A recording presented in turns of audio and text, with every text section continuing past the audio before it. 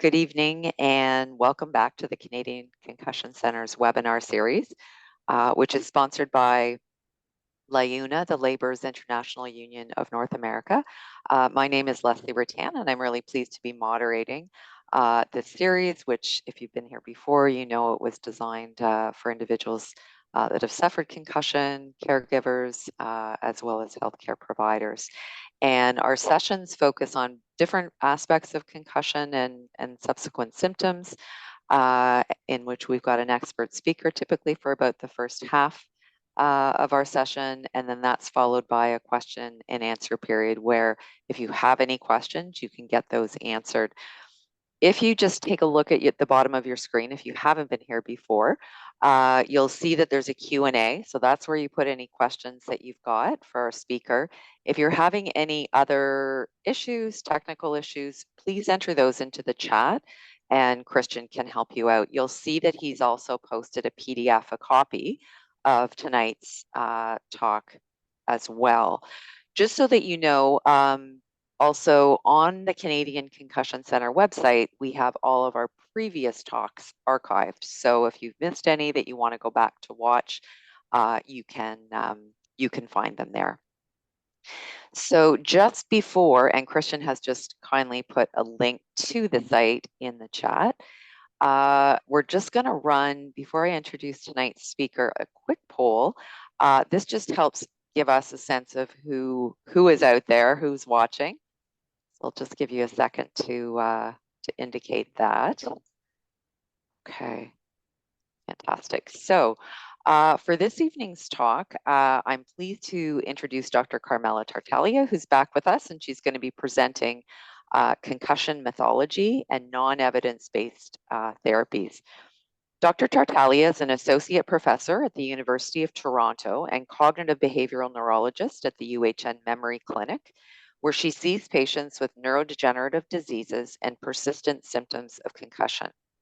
She's a scientist at the C.E.T.S Center for Research in Neurodegenerative Diseases, where she uses a multimodal approach for biomarker discovery to facilitate early detection of neurodegenerative diseases and diagnosis of persistent symptoms of concussion. The ultimate goal of her research programs is to develop biomarkers for early detection of disease so as to provide targeted, personalized treatment to her patients. And she also holds the Marion and Gerald Soloway Chair in Brain Injury and Concussion Research. And with that, I'm going to turn it over to Dr. Tartaglia. Hi, everybody, and welcome, and thank you for joining us. So I will go over, certain myths and facts in concussion as they relate to diagnosis, treatments, as well as to long-term consequences, and try to highlight some of the misconceptions that sometimes have emerged on websites and in popular culture. So the first one is long-held belief that you have to lose consciousness to have a concussion. And that is not true. Actually, most concussions don't result in a loss of consciousness. It doesn't mean that you haven't had a concussion. And if you do have a concussion, we really expect that it's going to be a brief loss of consciousness. We don't expect people to lose consciousness for long periods of time. And what can happen, though, is that a lot of times patients don't even know if they've lost consciousness or not because they're amnestic. They don't actually remember the period before the injury and sometimes even the period after the injury. Now, for concussion, we expect that this post-traumatic amnesia has to be less than 24 hours, but usually it's less than 4 hours. But we do have sometimes patients who tell us, well, I woke up in the hospital, or I kind of realized I had gotten myself to the emerge or got home. I don't really remember how I got there. So it isn't unusual for people to have quite a bit of amnesia. And in some cases, though much rarer, people lose consciousness. Some people feel dazed or confused, and so they can remember what's been going on, but if somebody was there with them, they'll tell them, you weren't really making sense when you were talking. I told you something and you didn't answer appropriately. So it isn't uncommon either for people to, once they've had some injury, to get quite confused during that time. Of course, this should not persist, and usually they recover within a few hours, if not minutes. But it isn't unusual either for people to get confused. And remember, a concussion is a brain injury, so it kind of makes sense. The other myth is that there's a direct relationship between the presence and duration of loss of consciousness and concussion severity. So that is a myth.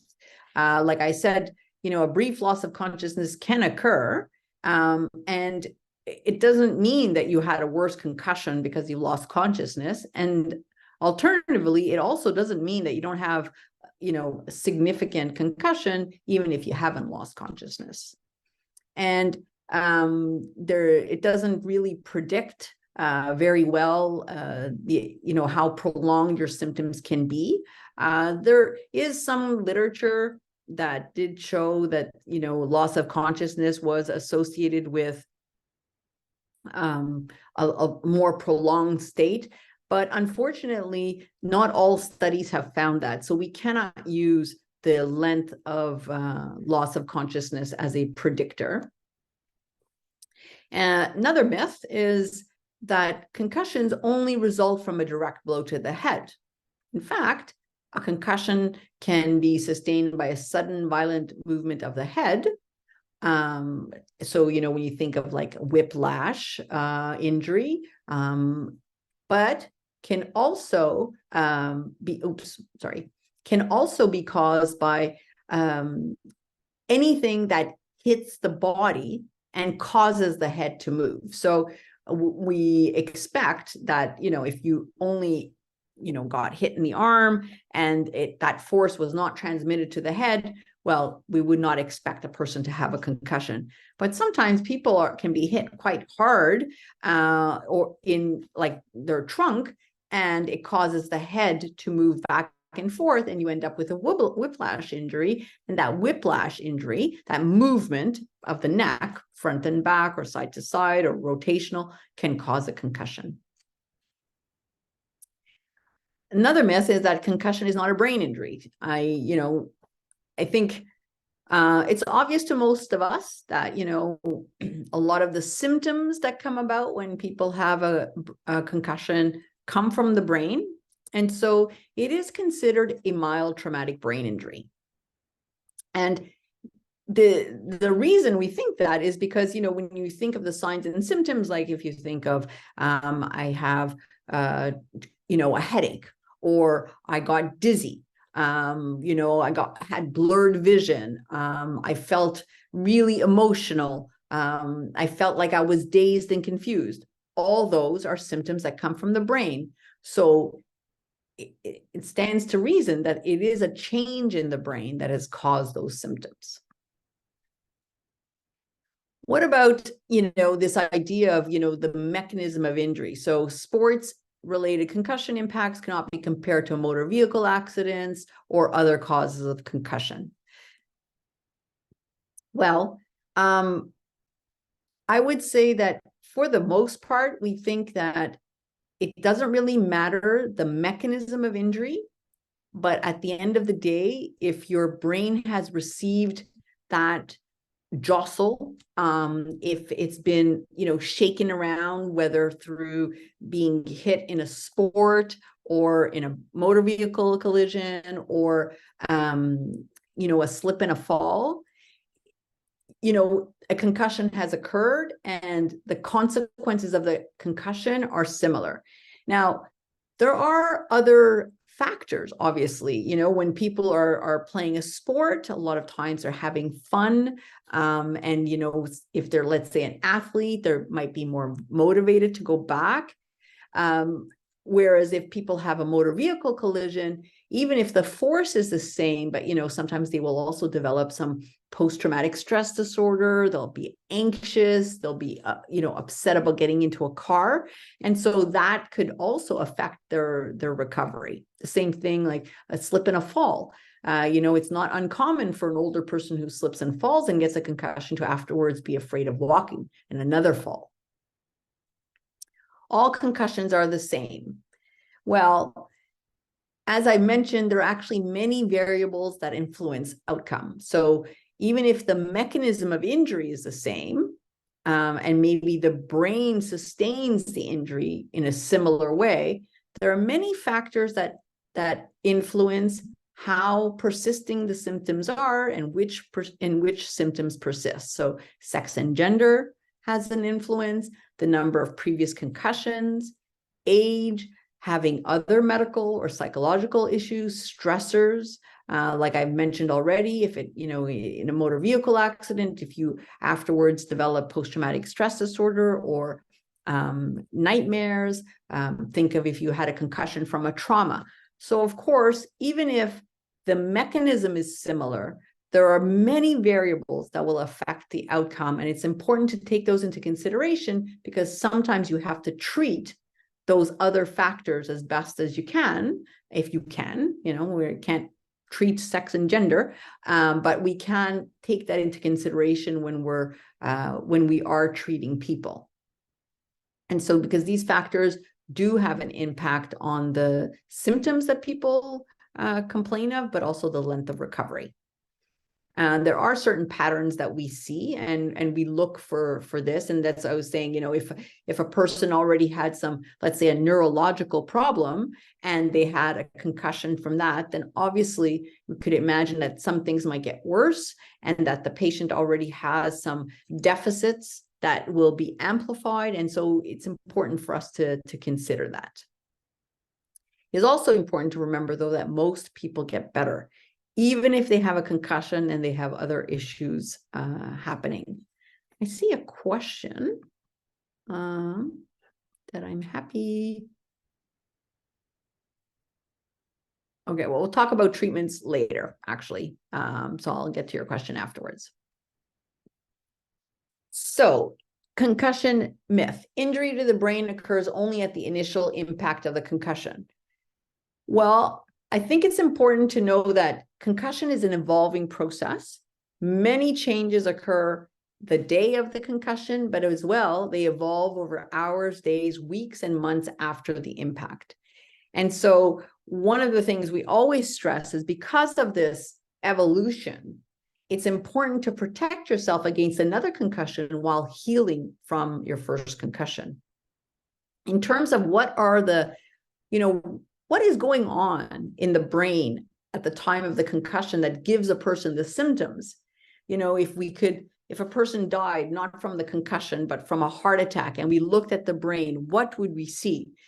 Well, if you looked under the classic microscope in terms of the, regular pathologies that we look for in like neurodegeneration or in other types of inflammatory conditions, we don't see those things. And that's not because nothing has happened to the brain. I mean, in severe psychiatric disease, sometimes the brain looks very good in terms of what we look for. But obviously there are significant changes. So we have to, at this time, postulate based on many different types of research. So animal research and human research, that something happens and that there's probably an inflammatory component, but there's also many other processes that occur. And so that's why I always urge the patients who come to see me that it's very important to be very proactive about your brain health if you've had a concussion, because there are all these things happening. And so you want to give your brain the best chance of recovering. And the best chance of recovering means, pile in the good stuff and stay away from the bad stuff. And we know what some of the good stuff is, exercise, learning, doing activities that we like, staying away from bad things such as alcohol, smoking, cannabis in some cases. So other drugs also, hitting your head again while you're trying to heal. So there are things that, we know are good for brain health, and we should really be focused on those during this time. And like I've already said, it's really important to protect yourself against concussion while healing from a concussion. And, the unfortunate thing is, when people first came out with this recommendation to rest after a concussion that, got out of hand, it was really based on this idea that if you had a concussion while you were playing a sport, which was the most common place for recognizing concussions, you really did not want to let that player go back out and risk getting another concussion, because that could be really career limiting, but also, result in much more severe and long-standing negative consequences. And so people recommended rest. That got taken too far, and then all of a sudden we have people sitting in dark rooms for months on end, and there was never evidence for that, and we actually advocate strongly against that, because we think that is associated with poor outcome. But obviously, we don't want somebody to be engaging in an activity that puts them puts them at high risk of suffering another concussion. Another myth is the diagnosis. So, people have thought SPECT scans can diagnose concussion. They cannot. EEG can diagnose concussion. They cannot. Blood tests have been reported to be able to diagnose concussion. They cannot. As of today, we have, and this was, the latest was actually in 2023, there was no established diagnostic test for concussion. There are many contenders. We remain optimistic that we will find something, but right now we don't have any test for concussion. And it is a clinical diagnosis that it can be made by physician, can be made by nurse practitioner, can be made by psychologists. There are actually only a limited number of medical practitioners that can make a diagnosis of concussion. And an MRI can be used to rule out a more significant brain injury, so they can be important. Very rarely, we do find something more significant than a concussion. Usually, though, we don't see anything when people have concussion. That is kind of part and parcel of the definition of concussion, is that it's a mild traumatic brain injury without any changes on the MRI. And there is lots of research in this area, but like I've said, before a test can come, be made clinically available, it has to pass many bars, and so far we don't have any.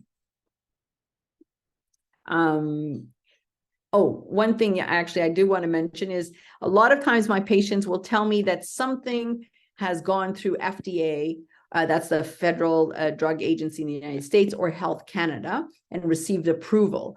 But one needs to remember that that means that something is safe, in the sense of it doesn't harm you, but it doesn't mean that it actually works. And so there are many things available that have passed FDA so that they're safe. You can buy them, but they are not actually, proven for, diagnosis of concussion or treatment of concussion or things like that. Another myth is that male and female have the same chance of sustaining a concussion. This is not true. Females are at higher risk of suffering a concussion, and whether that's in sports or motor vehicle accidents. And we're not sure about the cause. Some people are working on hormones. Other people have proposed that neck muscles may be partially to blame, women having weaker neck muscles. Or some people have said women are more likely to report their symptoms, men less likely. So, gender-related differences. What about athletes will acknowledge when they have a concussion. Well, I think this is improving, but it isn't uncommon even today for athletes to underplay, how bad they feel after a concussion. They want to play, they're highly motivated, and most of them love playing their game, and so it isn't always obvious to get them to acknowledge that they've had a concussion. And so it's important to educate athletes about second impact symptoms. These can be life-threatening. So somebody who gets a concussion and while they're still healing from that concussion gets a second or third concussion, they can be developing like a really bad headache that's getting worse, start to feel very drowsy, and that could mean that their brain is swelling. And, having one concussion after another does put them at risk of prolonged symptoms. Some people still today don't recognize that they've had a concussion, and so we do use other words like, have you had your bell rung? Have you been dinged? Did you see stars? Because they don't realize that those things are a concussion. Still today, sometimes I'm taking a history from people and saying, have you ever had a concussion? They'll be like, no. And then you ask them, well, were you ever shaken so badly that you didn't see right, or you felt like you felt confused? And they'd be like, oh yeah, I've had that. Did you ever fall and afterwards become disoriented and be like, oh yeah, I've had that. So there are other terms, and there are and it isn't always so easy sometimes for people to recognize that they've been concussed, but it's important to recognize, to detect that. And like I said, any stunned, confusional state should be considered a concussion. So anybody who hits their head or has a fall and afterwards is confused, even if it's for a short time, should be considered to have had a concussion. And sometimes we do see that in sport, people only develop symptoms, within a few hours, or, a day. And that's because they're super excited. They have an adrenaline rush. And so we see this more often in younger people, that they kind of don't realize the extent of the injury. This is also true, and I didn't put it here, but it's also true sometimes that when people have, let's say, an injury like a car accident, and they also end up with a fracture, that is very painful, and of course, gets medical attention right away.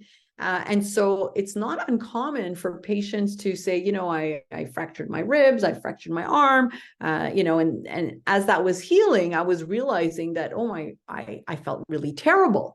And I had this terrible headache and I couldn't think straight. And, I wasn't sleeping properly. And, of course, they got concussed at the same time as the other injury, but the focus was was on the fracture or the orthopedic injury. And so we're trying to encourage emergency rooms as well as family doctors to recognize that even though somebody has one kind of injury, to look for them having a comorbid or a concurrent concussion. Another myth is that helmets and equipment will prevent concussion. And the fact is that, yes, helmets will prevent against a more severe brain injury. So they will protect against a moderate or severe brain injury, but they cannot protect against concussion.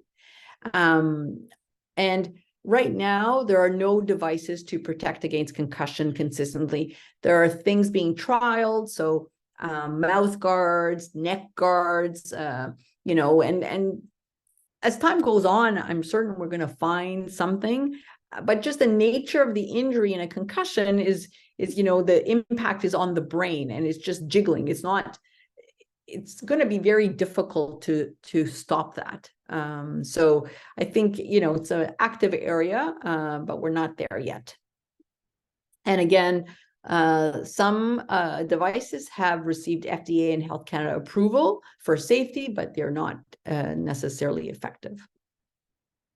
And like we talked about this a little bit, that signs and symptoms of concussion are always apparent immediately after injury. No, but they do need to appear within 7 days. That is actually classically what we think of in terms of the timeline for seeing symptoms of a concussion.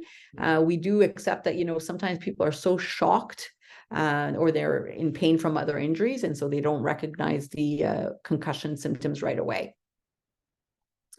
Male and female recover at same rate. Again, this is a myth. Females are more prone to persisting symptoms of concussion. They have slower recovery. There's some evidence that relates to hormones. So pre-menarche, post and post-menarche are like menopausal, are similar to males, but the interval is not. And I think, you know, getting back to the hormonal, I think this is a very active area of research, and I'm expecting that over the next few years, we'll understand more how hormones impact recovery, because there's some evidence even that depending on what stage of a person's cycle you're at, can impact the severity of the concussion symptoms as well as the recovery. Another myth is, I already discussed this before, about the need for prolonged rest after a concussion. We actually advocate against that right now. Rest is recommended for a maximum of 48 hours. And we don't want people to return to an activity where the concussion occurred if it's at high risk of subsequent concussion. So, of course, this is most relevant for people who have had a concussion during, if they've had a concussion during a sport. But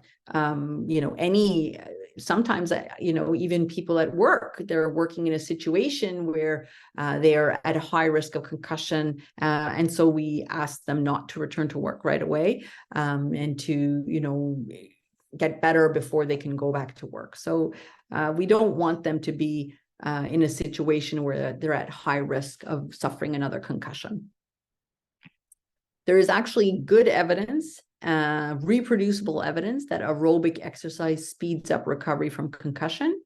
We really advocate for these protocols that help patients exercise without exacerbating symptoms. Low-level symptoms are not harmful, but even a few days after a concussion, I ask my patients, sit on a stationary bicycle, walk in water, do low-impact activity. But you don't want to add deconditioning to your concussion symptoms. Not exercising in people who have exercised before can contribute to low mood, and we don't want that. Not exercising, being physically inactive, can cause people to have poor sleep, which will make concussion symptoms worse. So the evidence for doing low impact aerobic exercise is quite convincing, and we really do try to get patients to exercise in whatever form that they can, and soon after their concussion. People will tell me they can't sleep after a concussion, but it's not a factor in my other post-concussion symptoms. That is a myth. Anybody who can't sleep will have cognitive issues and will have mood issues. Their pain will get worse. And unfortunately, sleep changes are very, very common after a concussion. And like I've said, sleep is a very important factor in cognitive function. It's an important factor in mood. And if you can't sleep well, for whatever reason, your concentration will not be great, and your memory as a consequence will not be great. What I see a lot is that, sometimes people have obstructive sleep apnea, they didn't know about it, but sometimes because people become inactive, when they have prolonged symptoms of concussion, they put on some weight. And so their sleep gets worse because they develop obstructive sleep apnea. It's unrecognized. And this is actually a serious condition.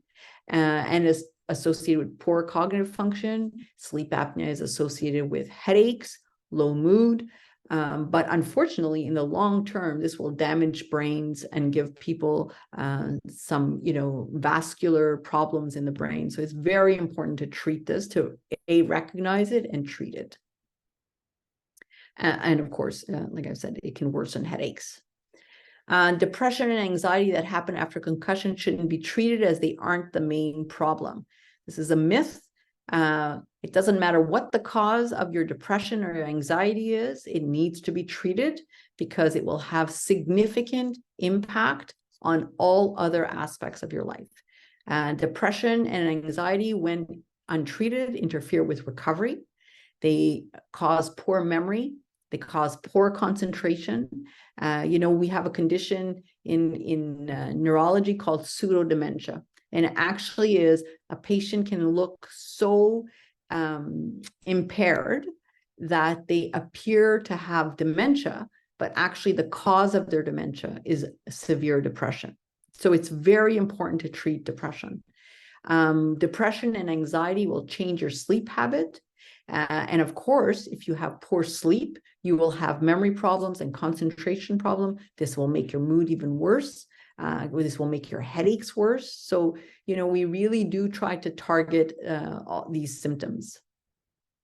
Another myth I hear of, and I'm not really sure where this comes from, is that antidepressants are addictive. Antidepressants are not addictive. And treating depression, low mood, anxiety improves cognitive function. And I always tell my patients, if you have depression or anxiety that develops after a concussion, and you have this for persisting for a few months, we oftentimes will put people on antidepressants, get them over their hump, and then they can get off of them because they go back to their pre-concussion state. But not treating something that happens after concussion would be, not treating, a bone that's broken because you had a car accident. Saying, you don't want to treat the bone because it's going to, mask some of your symptoms. But of course you would treat it.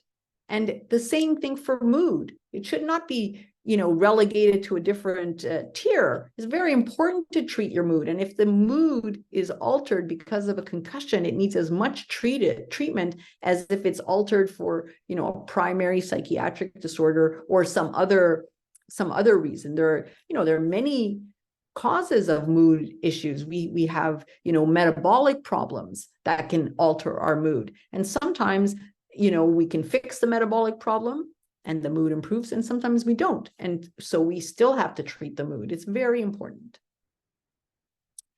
Another myth is that cannabis, CBD oil, THC is helping my anxiety, helping me sleep.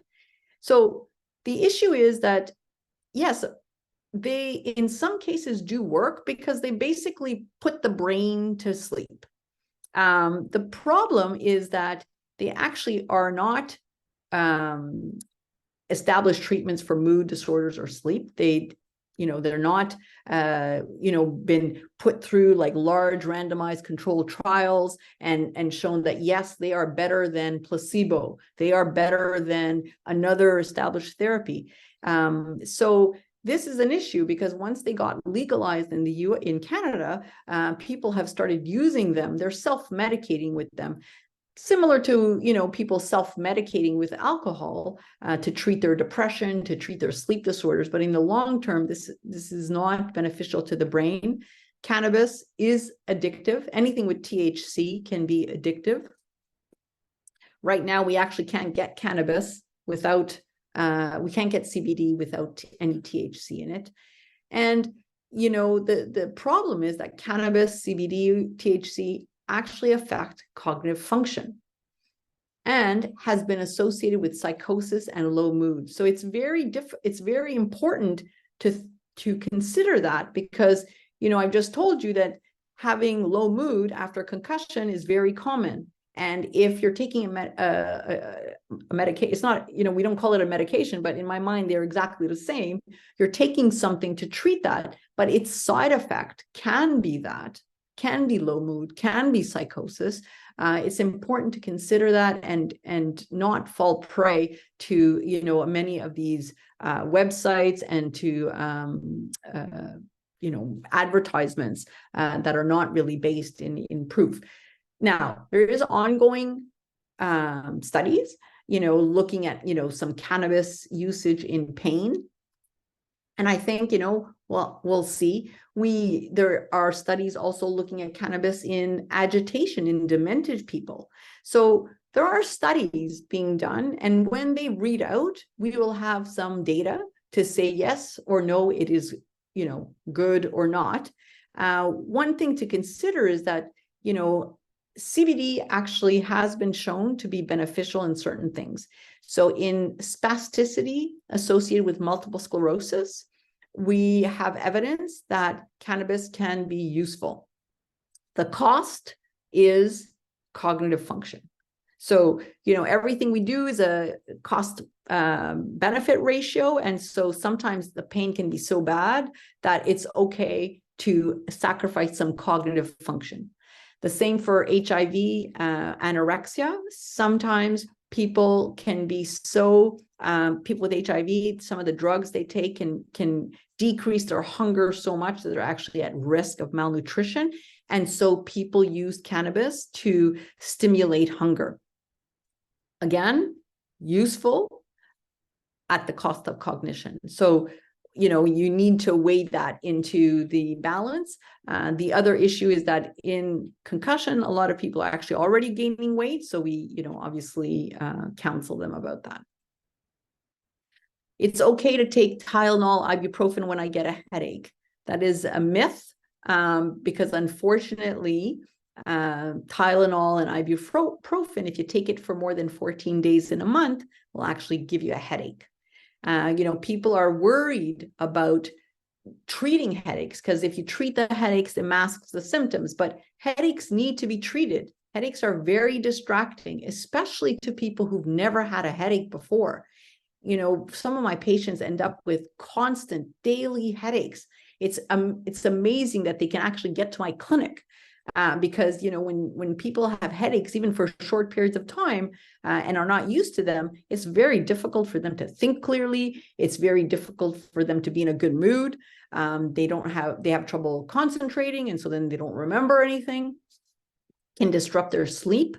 So it is important to treat headaches, and you can't treat it with just taking Tylenol or ibuprofen every day, because like I've said, you end up with a medication overuse headache. So what we usually do is we give people headache prevention medications that after a few months will decrease the frequency as well as the severity of the headache. And so again, we expect people who've not had headaches previously to return to their baseline after they got over this headache period with some of these medications. And like I said, the headaches go away, and so then we stop the medications. I have visual problems, blurred vision, painful eye movements, dizziness, and I was prescribed vision therapy as it is supposed to help.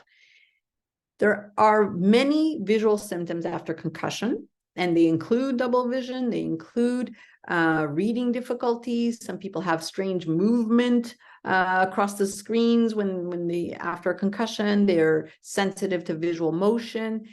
They can't tolerate complex environments. They're very sensitive to light. So we know this is very common, but there is no evidence that vision therapy works for post-concussion visual symptoms. I have a lot of patients who unfortunately do a lot of vision therapy for their symptoms, because obviously they have a lot of them. And, you know, in many cases, they don't feel that much better. I also urge people to, you know, try to differentiate between vision symptoms and headache symptoms. So with headache, often people will have vision symptoms. They'll be very sensitive to light. Sometimes they have trouble reading, or they feel like they're fuzzy. But some of that is related to a headache. You fix the headache, the vision symptoms are gone. And the only established vision therapy right now is for certain childhood diseases. I cannot return to work as I am not back to baseline. My lawyer said my compensation will be affected, or my lawyer has said that I need such and such a therapy. I think it's important to remember that lawyers are they mean well, and they're trying to help their clients, but they are not medical practitioners, and they should not be prescribing therapy. You probably don't want any legal advice from me, so you probably shouldn't be taking medical advice from your lawyers. Returning to work is associated with better recovery. So we urge people to make every attempt to get a graduated return to work. And you don't have to have all your symptoms be gone. You don't need to be at 100% to return to work. That's the whole point. We want people to go on a graduated return. We want them to go back with accommodations. It's important to remember when you're off work for a long time, that just going back to work is like, sitting on a couch for months on end and then trying to run a marathon. You won't succeed. You won't feel good. That's why we want people to gradually go back. My patients who don't have a job anymore, or who, haven't been, have been off work for a long time, I get them to volunteer, join courses, but do things that required sustained attention, are scheduled, and you might be a little bit uncomfortable, you not feel 100%, but that's okay. You can do it. It's important to speak to the employers and your medical practitioners and try to get a return to work plan. How about there are no long-term effects of concussion? Well, we now know that is a myth. We know that symptoms of a concussion that aren't treated can result in prolonged concussion symptoms. So they can affect, prolonged headaches, prolonged dizziness can affect cognitive function, prolonged low mood can affect cognitive function, make your headaches worse, make your sleep worse. So it is important to treat symptoms as they are associated with long-term consequences. And in most cases that I see, it really is because patients have not been treated for their symptoms. In some cases, the patients don't want any treatment. They're afraid to mask their symptoms. They feel like if they can't tell if they've gotten better, that this is going to, impede something. But no, we actually want the symptoms treated, and we want them to get back to their baseline as quickly as possible. The other thing is that we now know that concussions, mild traumatic brain injury, have been implicated in neurodegenerative diseases. The one that makes the news is the chronic traumatic encephalopathy, but that really doesn't exist very much outside of professional contact sports. But all neurodegenerative diseases, including ALS, have increased risk with concussion. But it's important to remember that there are many things on that list of, risk factors for neurodegenerative diseases like Alzheimer's or Parkinson's, and that include things like high blood pressure and sedentary lifestyle and lower education and depression. So, it's important to think these are risk factors. And if you have a risk factor, then it becomes doubly important to do things that that mitigate that risk. And so engaging in more activities that promote brain health, like exercise, like, ongoing lifelong learning. The evidence is really stronger for repeated concussions, but there is some data that even one concussion increases our risk. I think this is not easy to prove or disprove. I doubt any of us has gotten through life without at least one time where we jostled our head, because most of us have learned how to walk, played as children, and so it's rare to get through a whole lifetime without getting at least one concussion. The biology of relationship, though, is still not known, active area of research. It's important to think of a concussion, stopping the gears of our brain, and the gears of cognition, of mood, of physical symptoms, and so we want to treat, because we know that treating any one element can actually get these gears going again. And when you get headaches under control, people's mood get better, sleep gets better, cognition is better, and that helps, your mood get better because you feel like I can remember better. So we really do urge people to get treatment for their symptoms. So to summarize, there are many myths about diagnosis and therapies related to concussion and persisting symptoms, and you need to be critical of the information you receive. There's much research being done. So active area, stay on top of the latest by reading reliable websites. And there are many treatments related to concussion that we can recommend and that have lots of evidence for them. Headaches are very common in our society. We have very good medications for treating headaches and mood too. Aerobic exercise is integral to recovery. So you need to find a level that you can do. And we want people to return to work, school, life, as we know this is good for recovery. And so to work towards this as soon as possible. There's a bunch of websites that I've listed at the end. That's it. And I'll stop sharing. Great. Thank you so much for an excellent presentation. I'm going to jump right into the questions because we actually have quite a few. We do have one in the chat. Let me just get that one. Oh, it's disappeared. Okay. Can you explain why symptoms that subsided then returned stronger, such as my neck injury, the pain has gotten worse a year later? So it sounds like they improved, they got worse. Due to not following up properly, I am being denied that my neck injury is a result of whiplash, I guess by WSIB it looks like, but not by sports medicine specialist. So it sounds like there's... Yeah, it's very hard to comment when you don't know the case. We don't expect symptoms to subside and come back. So I always tell people, one disease does not protect you against another disease. If you have a concussion and you have concussion symptoms, or you have whiplash and you have whiplash symptoms, when the symptoms get better, that means there's resolution. That's just, that's the way our bodies work. So we don't expect that there will be reemergence of symptoms when things have subsided. So I think, it's important to make sure there's not something else going on, because other things do happen. And so it's important to get that investigated and not attribute everything to that original injury. Great, thank you. Heather asks, do most people get an MRI when they have a concussion at baseline?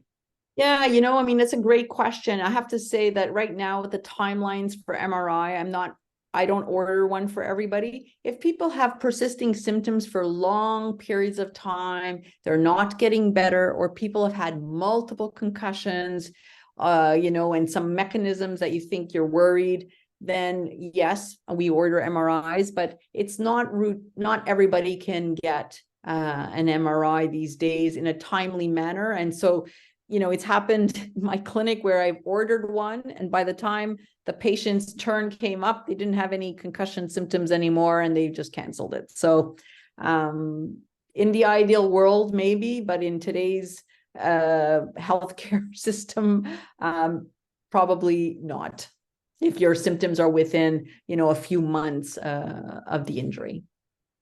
Great, thank you.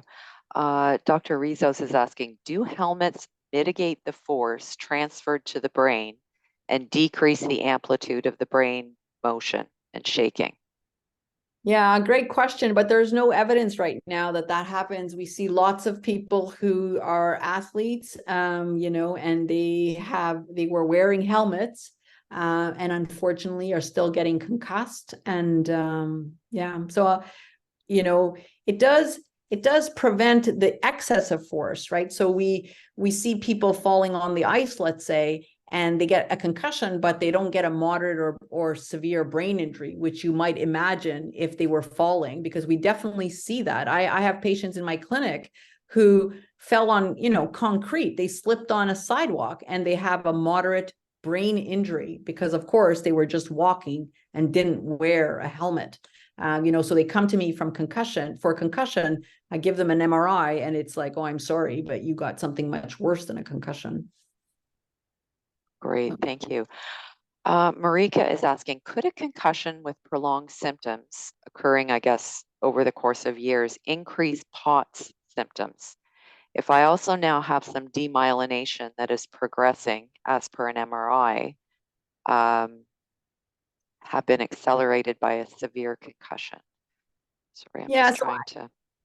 yeah, well, I think like for the first part, I think, sometimes concussion is people can complain of some autonomic symptoms. We have to see what neighbors that keeps, because people who end up with headache do have autonomic symptoms. So we have to look at that. Some medications can cause autonomic symptoms. So I think it's important to, it's hard for me to comment without knowing the full history. In terms of demyelination, it's demyelination is a term that we use oftentimes for multiple sclerosis. If a person has white matter hyperintensities on their MRI, that can be caused by many different things and not necessarily myelination. So it's difficult to comment, really. Yeah. Okay, thank you. I've started hearing about psilocybin and microdosing for headaches and cognitive fog. Do you have any information or thoughts on this? No, there's no evidence for it. Certainly are a lot of shops springing up, mushrooming up, but unfortunately the evidence isn't there yet. This is another area where people are looking into this. They're trying to research this, but there is actually no evidence today that this can help headaches. Okay. What headache prevention meds do you prescribe? Yeah, I use the first line that is acceptable by, headache specialists, and those include gabapentin, Topamax or topiramate, candesartan, and the fourth one is amitriptyline. So those are the most commonly used medications for headache prevention in headache clinics. Family doctors use them, we use them, and I usually can get away with one of those only. Okay. And I think we probably know the answer to this one, but a neurologist who has a number of concussion clinics told me that CBD is a better treatment than taking gabapentin due to the side effects of the latter. Is there any evidence that CBD could be good? Yeah, no. I mean, you can look up the side effects of the other medications. They are not that significant. We're all unique, and so sometimes some people do have more side effects from a medication than another, just like some of us, some people have more side effects from cannabis, or I think like take for example gabapentin. It's usually a fairly well tolerated medication used for many things in our society, like nerve pain, in diabetes. So yes, there can be side effects, but I think there are a lot of side effects with cannabis and CBD also. Okay. Hard to tell. Okay. How can doctors, lawyers, other individuals, I think, who really have very demanding careers return to work when they're not 100%? Yeah, so that's a great question, and I have many lawyers and doctors actually in my practice, because concussions are common in our society, very common, and so usually we try to find some way that, let's say, for lawyers, a recent one was a partner in a firm. So when he was trying to go back, he would actually just take on a part of a case that he was not completely responsible for, and have somebody overlook what he was doing. Initially, he was just reading, just got himself back to work just with reading information and, you know, making sure that he was retaining things, understanding things. Because of course, you're right. You don't want to have any medical legal issues afterwards. You know, if it's a doctor, sometimes doctors are in practice with other people. They can go back and, you know, just have somebody to bounce things off of, going through their patient files, having somebody be able to check things. Sometimes we get them back, just say, okay, you know what, before you go back to doing anything, you're going to take a course. You're going to, you know, expose yourself to screens for a long period of time. So we do try to tailor the return to work, you know, based on what the person's job is. And sometimes we need occupational therapy involved also to see, you know, what strategies can be used. Great, thank you. And when symptoms are delayed, is there a time frame after which the symptoms are unlikely to be concussion related or related to that event? Yeah, I think, you know, so firstly, the fact is we expect certain symptoms to come about within 7 days. So, you know, headache, dizziness, a lot of the more physical symptoms, sleep issues. Of course, your mood in the first 7 days could be pretty good, right? And so sometimes, you know, depression only comes about later. So yes, we do see that sometimes some symptoms emerge as sometimes people are not getting better in a timely fashion. So the physical symptoms we expect to come within 7 days, but some of the more prolonged symptoms we do see emerge later. I would say that sometimes people are so focused on their headaches, they're, you know, feeling so unwell in the first few days that they don't notice how much you know, brain fog they have, how much, you know, like they're in shock from what's happened to them. They don't notice how much trouble they're having, you know, how much trouble they're having concentrating and remembering. So, you know, it's important to take a history and see what makes sense. I don't expect, like I've had some patients where it's like they had a concussion, they were feeling better, and then 3 months later noticed that their memory wasn't great. I worry that something else is going on. Okay, great, thank you. Okay, we've got a few minutes left and we have still quite a number of questions. So let's move on to the next one. I've had persistent symptoms for over 5 years and I've tried 3 types of medication, an antidepressant, and live a healthy lifestyle, but I still have daily headaches. Is it worth considering Botox or anything Yes, else? I agree. Consider Botox, consider some of the new headache medication, these calcitonin receptor antibody. I think you would be a good candidate for that if you're still struggling with headaches. Great. We have someone who's looking for suggestions for running after over 2 years, can still only run 15 minutes without using up all my half my battery and getting symptomatic. I miss running. I thought I could return to running again. Why is my brain still so sensitive, bouncing around when running in the skull? It makes me sad. Yeah, I guess the first question is, are your headaches gone? And because that's the number one reason I hear that people don't like to run is they feel like their headaches come back. I would say, you know, do the 15 minutes of running and do other activities like low impact a stationary bike for another, you know, 30 minutes and try to, you know, keep changing that ratio over time. Try to increase your running, decrease, but initially just do 15 minutes of running and do something else for an extended period of time.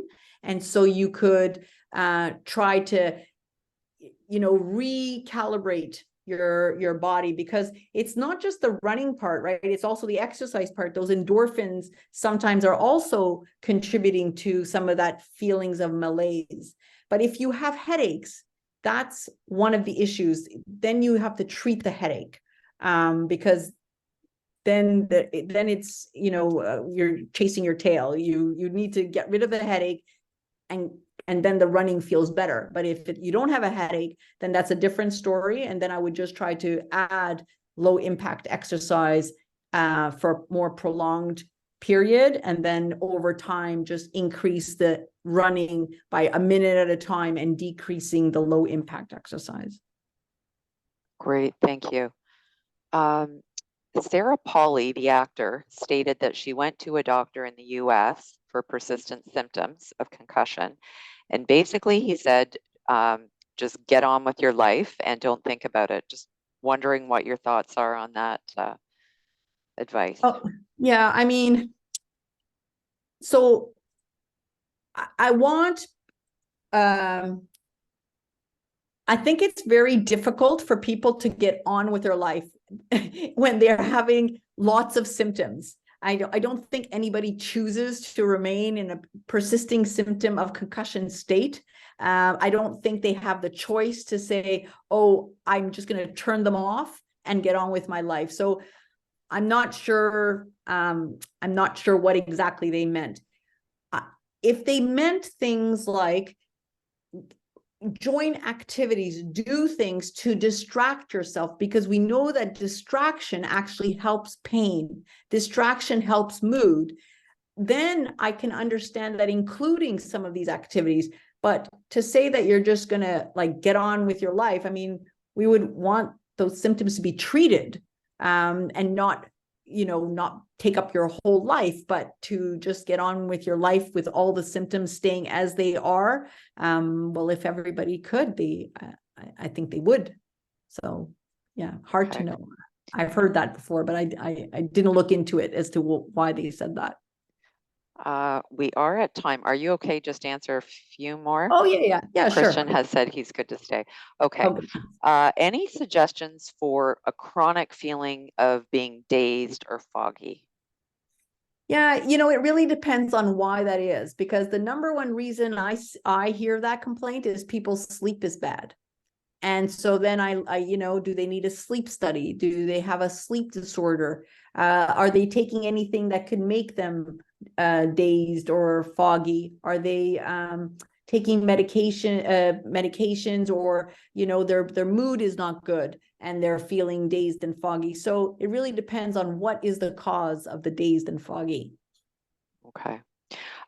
Just before I forget, there is a question in here about your last slide with the references. Just so everyone knows, if you click on the chat button, you can actually get a copy of Dr. Tartaglia's presentation. In addition, we're also posting those on the website, so you can go back and see all of the references there. Here's a question that I've certainly heard before. So I have persistent symptoms, and even if I hit my head just very gently or even brush it on the roof of my car, it causes my symptoms to come back on strongly. Is this usual? Yeah. This is very, very common. And so I always tell people the one thing about concussion symptoms, especially if people have persisting symptoms, is that it doesn't really take much for them to feel as though they have a concussion. So, your first concussion you get, it's a big thump that you need to get concussed. And then, as you get more concussions, it's not that big of a thump that you need. And the other problem is that people sometimes, it's not that you're getting concussed, it's just that you feel that way. So I'm not that concerned that somebody, running into a wall very lightly is really suffering a concussion. But the problem is their symptoms are so close to always erupting, right? It's like, let's say your headache's getting a little bit better, but you're just on the verge of always having a headache. It doesn't take much. And so that's why I tell people, if this is still happening, you need to have that treated. And we usually do that with headache prevention medications, looking at your sleep. You're getting better, but you're not there yet. And so that's what usually that means. Less concerned that you're actually concussing yourself over and over again. Okay, great. We had a number of questions about craniosacral therapy and your thought on that. Yeah, I don't really know very much about that. I do know that it's not an established therapy for concussion, although is being promoted. So yeah, it's not within my repertoire, really. Okay. Um, are all family doctors in Ontario trained to assess possible concussion in patients? And if so, what tools do they use? Yeah, I mean, that's a great question, and we would like to see that, but obviously not everybody is trained in concussion. I'll tell you that there is a very active educational program being directed towards the family medicine residents at University of Toronto to try to improve concussion knowledge amongst the family doctors, because we know they are in many cases the first line and are not able to detect concussions. There are actually a lot of resources out there.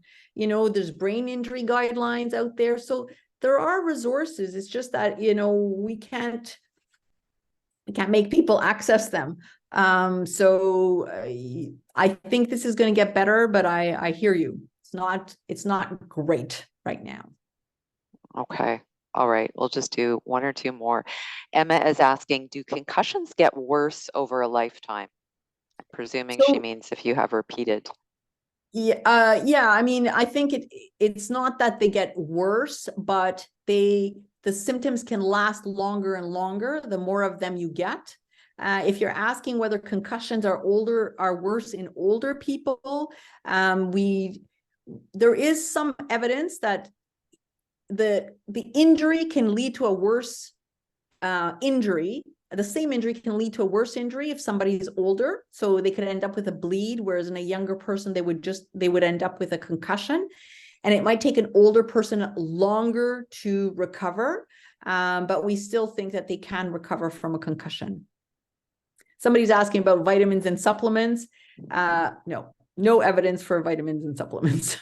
Okay. Maybe Fortunately. one more just on is small vessel ischemic disease related to TBI or traumatic brain injury? No, so small vessel ischemic damage is actually related to is a type of cerebrovascular disease that is related to vascular risk factors, which include things like high blood pressure, cholesterol, diabetes, those kinds of things.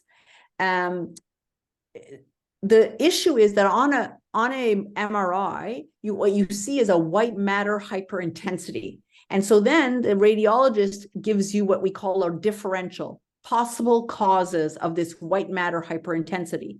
And the most likely cause in somebody of, like, let's say 50 and older who may have some high blood pressure, cholesterol, diabetes, is small vessel ischemic damage. Sometimes when people have a trauma, they can also have white matter hyperintensities. You can't tell them apart. So if the white matter hyperintensity happens in a certain way and there's some blood associated with it, then we think, yeah, that looks like, and it's in a specific part of the brain, we say, yeah, that looks like it could have been due to trauma. But otherwise, it's just a picture that you see, and then it's a possible causes that we, list afterwards. Great, thank you. Okay, I'm conscious of the time, so I think we'll have to, I think we've got some people falling off. Thank you so much. That was a really great session, and thanks to everyone that attended and all of your questions. I'm just going to flag that we actually have another session running next week. We don't normally have them every week, but we're going to have Dr. Charles Tatter and Patrick Brown, who is a lawyer, who are going to be talking about legal, legislation, and guideline issues. And as always, there'll be a short survey coming your way. So if you have a minute or two to provide feedback, we'd really appreciate that. So thanks very much and have a nice evening.